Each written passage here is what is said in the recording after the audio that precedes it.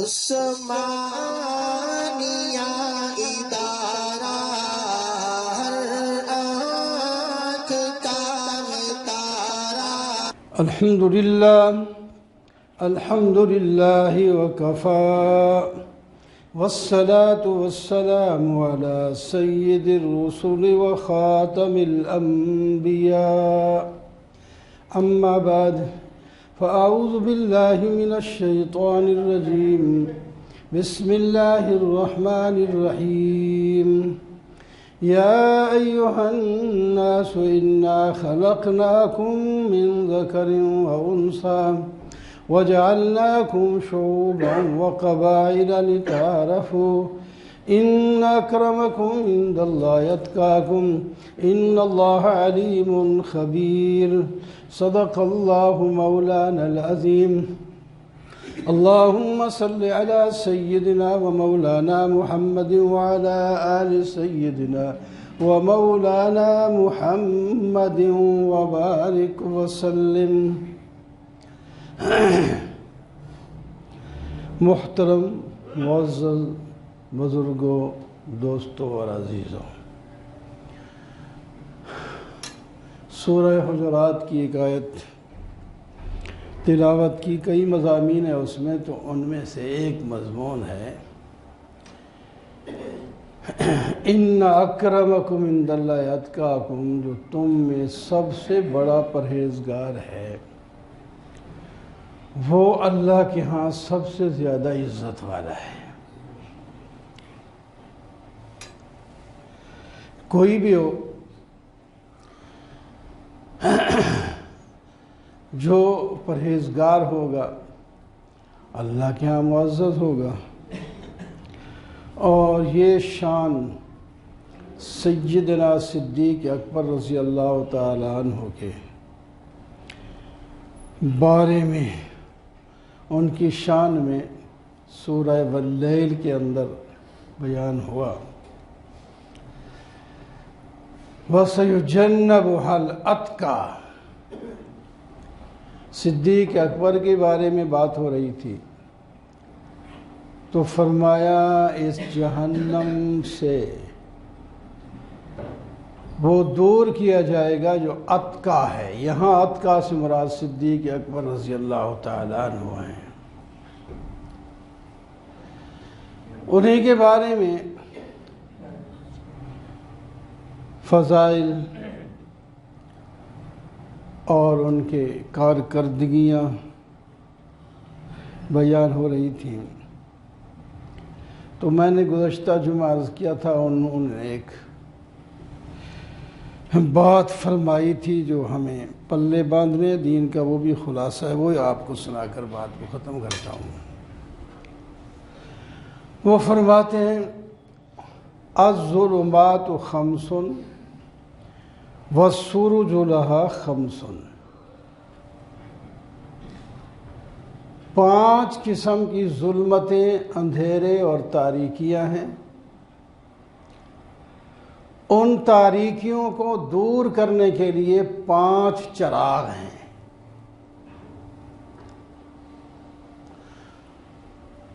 وہ آپ نے تاریکیاں بھی بتائیں اور چراغ بھی بتائے۔ پہلی تاریکی، حب الدنیا ظلمت والسراج لها التقوی، دنیا کی محبت اندھیرا ہے، تاریکی ہے۔ جس کی نظر پر دنیا پہ ہے بس اس کو آخرت نہیں نظر آتی، قبر نہیں نظر آتی، انجام نہیں نظر آتا۔ دنیا کا انجام بھی بعض دفعہ اس سے بھی غافل ہوتا ہے۔ دنیا کا انجام، چور جب چوری کرتا ہے اس کو اس کی یہ نتیجہ ذہن میں نہیں آتا کہ میرا ہاتھ بھی کٹ سکتا ہے یا قید ہو سکتا ہوں۔ زانی جب زنا کرتا ہے تو اس کو انجام کی طرف اس کی نظر نہیں جاتی، اندھا ہو جاتا ہے اس سے کہ مجھے سنسار بھی کیا جا سکتا ہے۔ تو فرمایا دنیا کی جو محبت ہے یہ کیا ہے؟ ایک تاریکی ہے، ایک اندھیرا ہے۔ اللہ اکبر، اس کے لیے چراغ، اس تاریکی کو دور کرنے کے لیے جو چراغ ہے وہ تقویٰ ہے۔ جو متقی ہے اس کی نظر دور تک جاتی ہے، اس کو سب کچھ نظر آ رہا ہوتا ہے، دنیا کے انجام کو بھی، قبر کو بھی دیکھ رہا ہوتا ہے، میدان محشر بھی اس کی نظر میں ہوتا ہے، جنت اور دوزخ بھی اس کے سامنے ہوتی ہیں، اور سب سے زیادہ اللہ تعالی کا حضور۔ نبی علیہ السلام نے فرمایا ایسی عبادت کرو گویا کہ تم اللہ کو دیکھ رہے ہو۔ متقی یوں ہی عبادت کرتا ہے کہ اللہ کو دیکھ رہا ہے۔ فرمایا اگر یہ درجہ نہ ہو حاصل تو کم از کم اتنا تو ہر مسلمان کو درجہ حاصل ہو جائے کہ اللہ مجھے دیکھ رہا ہے، یہ ذرا اس سے کم درجہ ہے۔ لیکن یہ بھی بڑا درجہ ہے جس کو یہ دیکھو نا، آدمی کو پتہ چل جائے کہ میں یہ کام کر رہا ہوں میرا ابو دیکھ رہا ہوگا تو چھوڑ دے گا، استاد دیکھ رہے ہوں گے، حکومت کا کوئی نمائندہ دیکھ رہا ہے، پولیس کا کوئی بندہ دیکھ رہا ہے، وہ اگر غلط کام ہے تو چھوڑ دے گا۔ تو جس کا نظریہ کہ اللہ دیکھ رہا ہے، وہ باپ کو یا استاد کو یا کسی اور کو بھی تو کوئی زٹل مار کے جان چھڑا سکتا ہے آدمی، کوئی بات نہیں، اور لیکن اللہ تعالیٰ تو ایسا دیکھ رہا ہے، اس کے سامنے کیسے جو ہے بچ سکے گا؟ یہ اللہ کی مہربانی ہے۔ اللہ اکبر۔ حدیث پاک میں آتا ہے اللہ تعالیٰ بندے کا گناہ دیکھتے ہیں پھر بھی صرف نظر کر لیتے ہیں۔ اللہ اکبر، معاف کر، اور جو توبہ کر لے ماشاءاللہ اس کو تو اس سے تو بڑے خوش ہوتے ہیں۔ مہربان ہے اللہ۔ تو فرمایا دنیا کی محبت ایک اندھیرا ہے اور اس کے لیے تقوی چراغ ہے۔ آپ صلی اللہ علیہ وسلم تشریف فرما جا رہے تھے صحابہ کی جماعت کے ساتھ، ابو داود میں، سنن ابی داود میں روایت ہے، آپ تشریف لے جا رہے تھے، صحابہ بھی ساتھ ہیں، ایک جگہ رک گئے، کوڑے کا ڈھیر آ گیا، اس میں ایک بکری کا بچہ مرا ہوا تھا، اور ایسی نسل کا تھا وہ جس کو پسند کوئی نہیں کرتا، جس کے کان ہی نہیں تھے، اور چھوٹے قد کے، وہ مرا ہوا پڑا ہے۔ آپ رک گئے، فرمایا اس لیلے کو، اس بکری کے بچے کو کون خریدتا ہے؟ 1 روپے کا، 2 روپے کا، وہ درہم چلتے تھے، روپے ہم اپنی اصطلاح میں کہتے ہیں، ان کے درہم تھے۔ تو صحابہ وہاں کھڑے ہوئے کہنے لگے حضرت یہ تو اگر زندہ ہو نا، زندہ، اس کو کوئی نہیں پسند کرتا، ایسی نسل کا وہی ہے بکرا، اور ہے بھی چھوٹا سا، اور اب تو یہ مردہ پڑا ہوا ہے، اس کو کون لے گا؟ مردے کو کون لے گا؟ اللہ اکبر۔ آپ صلی اللہ علیہ وسلم معلم تھے، استاد تھے، مسئلہ ہی سمجھا رہے ہیں۔ فرمایا اللہ کی قسم، جیسے یہ مرا ہوا بکری کا چھوٹے یا جس کے کان ہی نہیں ہے ایسا بکرا مرا ہوا تمہاری نظر میں حقیر ہے، پوری دنیا اللہ کے نظیر اس سے بھی زیادہ حقیر ہے، پوری دنیا اس سے بھی زیادہ حقیر ہے۔ نفرت دلائی، صرف دنیا کے پیچھے اپنی زندگی نہ خراب کرو، دنیا میں رہنا ہے، کھانا پینا ہے، کماؤ، حلال کے طریقے بتائے ہیں، ایسے طریقے سے کماؤ، کھاؤ، خود کھاؤ، دوسروں کو کھلاؤ، بعض کے حقوق ہیں آپ پہ اوپر، اور بعض ویسے غریب فقیر ہیں جہاں کہیں بھی ہے۔ تو دنیا بہرحال میں مختصر کر کے 5 بتا دیتا ہوں گپشوں کے ٹائم، تو دنیا کیا ہے؟ ظلمت ہے، اندھیرا ہے. تقویٰ اس کے لیے چراغ ہے. تقوی کے کئی دفعہ میں نے فضائل بیان کیے ہیں قرآن پاک میں، بہت تقوی کے فضائل آئے ہیں. جو متقی ہو جائے اس کے لیے دنیا کوئی شے نہیں ہوتی. ایک بزرگ کے بارے میں آتا ہے، وہ تشریف فرما تھے، اس کو آ کر اطلاع ملی کہ آپ کا جو بیڑا تجارت والا سامان لے کے آ رہا تھا وہ ڈوب گیا ہے. گردن نیچے کی اور پھر اوپر سر کر کے کہنے لگے الحمدللہ. پھر دوسری اطلاع آ گئی کہ ماشاءاللہ وہ بیڑا بچ گیا ہے، ڈوبا نہیں. پھر سر نیچے گیا، پھر اوپر سر کر کے کہنے لگے الحمدللہ. پوچھنے والوں نے پوچھا، سمجھ نہیں آتی ہمیں. اس وقت آپ کا مال ضائع ہوا تھا، وہ تو انا للہ و انا الیہ راجعون پڑھا جاتا ہے، آپ اس پر بھی الحمدللہ کہہ رہے. اب یہ وہ مال حلال ہے حرام ہے، کیا چیز تھی وہ آپ نے ادھر الحمدللہ کا، اور جب ملا تو پھر بھی الحمدللہ کہی، ہمیں سمجھ نہیں آ رہی. آپ نے فرمایا مال کی بات نہیں، جب مجھے خبر ملی کہ یہ مال بیڑا آپ کے مال والا ڈوب گیا ہے تو میں نے اپنے دل پر نظر کی کہ مجھے کتنی ٹھیس پہنچی ہے.